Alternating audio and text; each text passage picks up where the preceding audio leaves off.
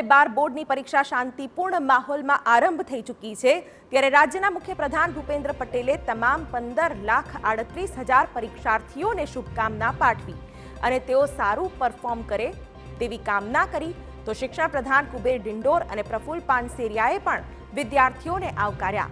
આ તરફ રાજકોટમાં ખૂબ ઉત્સાહપૂર્વક પરીક્ષાનો પ્રારંભ થયો।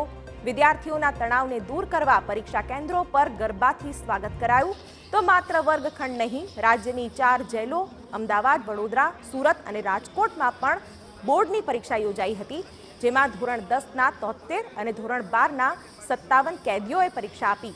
આ પરીક્ષાના માહોલ દરમિયાન બોટાદ પોલીસની સરાહનીય કામગીરી જોવા મળી, જ્યાં એક વિદ્યાર્થીની ખોટા કેન્દ્ર પર પહોંચી જતા પોલીસે પોતાની કારમાં શાળા સુધી પહોંચવામાં પણ મદદ કરી।